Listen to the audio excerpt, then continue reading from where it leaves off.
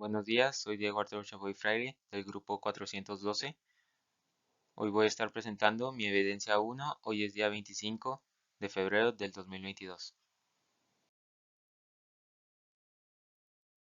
Bueno, pues con lo que primero voy a empezar es ¿qué es la antropología? La antropología es el estudio de la humanidad, de los pueblos antiguos y modernos y de sus estilos de vida, como dice Marvin Harris. El origen de la antropología como ciencia es un poco incierto, ya que siempre ha existido la curiosidad del ser humano por diferentes culturas y pueblos desde hace mucho tiempo atrás.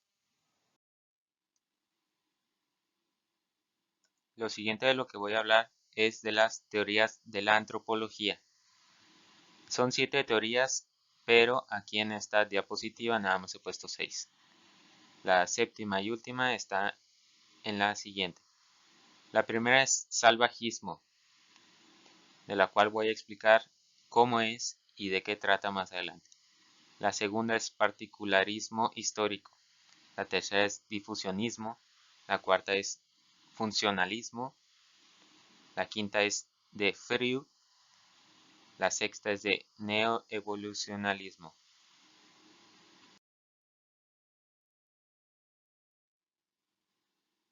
Bueno, pues la primera teoría que voy a explicar va a ser la del salvajismo. Esta teoría trata de explicar cuándo fue que se originó la cultura. Por ejemplo, dice esta teoría que se originó cuando el ser humano todavía era salvaje, por eso el nombre de salvajismo. Este periodo fue aproximadamente hace 400.000 años atrás. Esta teoría está dividida en diferentes etapas, las cuales son el salvajismo, la barbarie y la civilización. Están ordenadas por la más antigua a la más reciente, cada una avanzando más hacia la actualidad.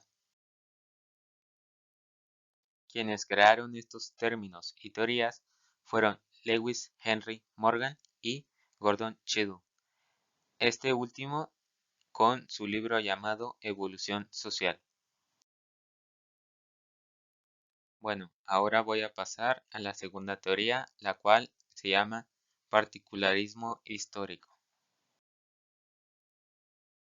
Lo que esta teoría dice es que la cultura de cada país es gracias a su historia. Todo lo que les ha pasado antes les da algo con lo que quedarse. Esta teoría inicia a principios del siglo XX, ya que unos antropólogos pensaban que la teoría anterior era demasiado lineal e ignoraba la diversidad del ser humano.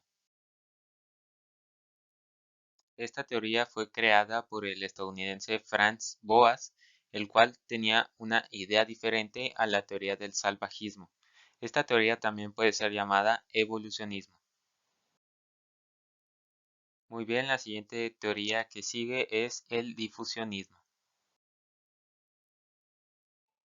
Esta teoría nos dice que las culturas vienen de distintos lados, llamados centros difusores, los cuales son civilizaciones tan populares que son los demás que imitan su cultura.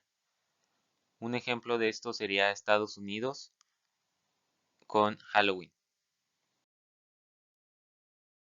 Esta teoría inició a finales del siglo XIX y a principios del siglo XX. Fue creada para oponerse a la anterior teoría del evolucionismo, ya que la creían falsa por lo ya anterior mencionado. Su principal representante fue Friedrich Ratzel, el cual fue un geógrafo alemán.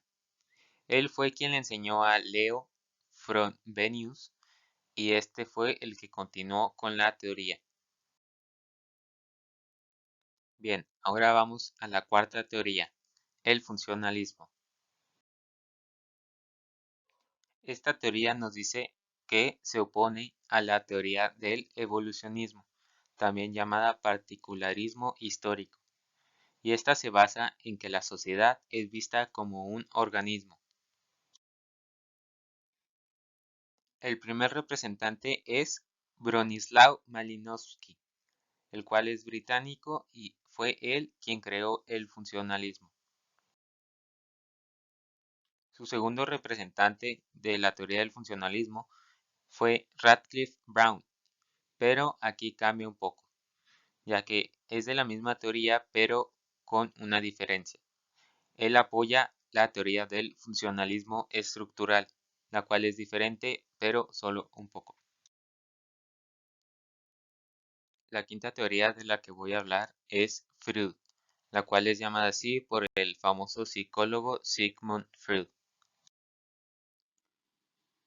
Lo que esta teoría dice es que la cultura se crea gracias a la personalidad del individuo. Esta teoría retoma aspectos de la obra del célebre psicólogo alemán Sigmund Freud.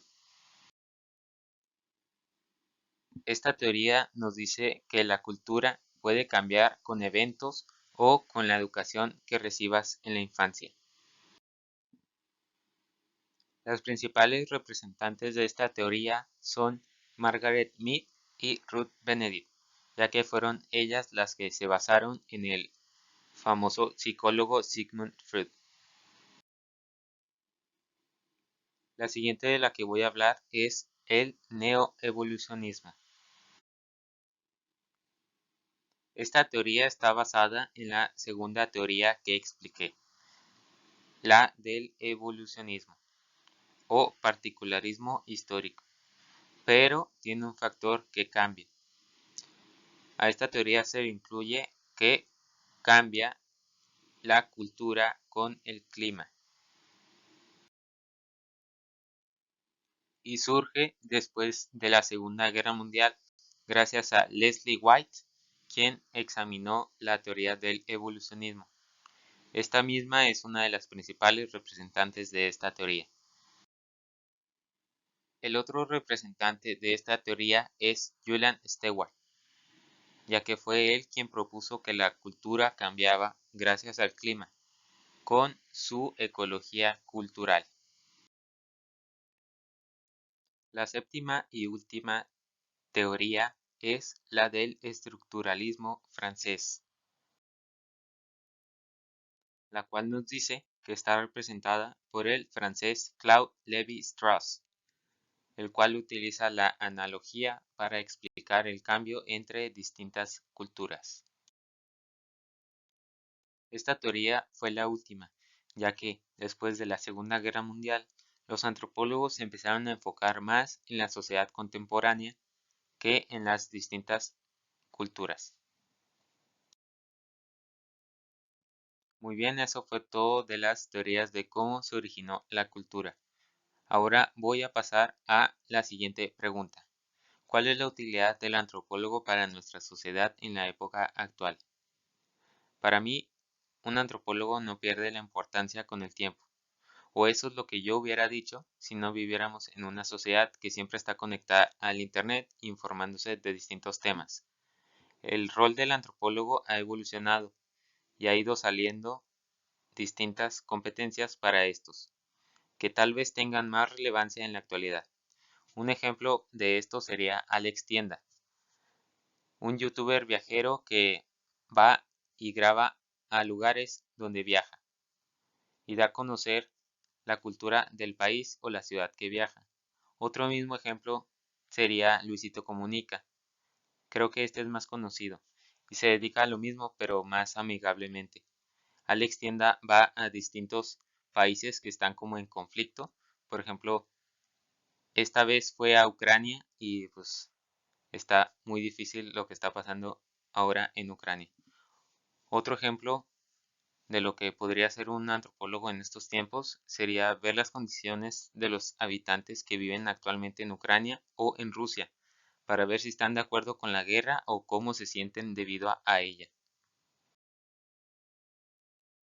La siguiente parte es, ¿para qué podemos utilizar los servicios de los antropólogos?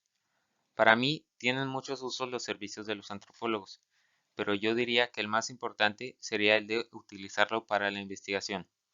Puede que de distintas ciudades, países, continentes, o para ser más específico, se podría usar para ver qué tan diferente es la gente debido a la economía del país donde residen. Un ejemplo de esto sería ver la economía de la gente de Venezuela que es un país en desarrollo y luego ver la economía de un país que ya esté desarrollado. Por ejemplo, sería Estados Unidos y ver cómo la gente se trata a sí misma por el cambio de distintas economías. Muy bien, este sería el fin de mi presentación y estas serían las referencias que usé para elaborar mi evidencia 1. Aquí están todas las que he usado y muchas gracias por ver.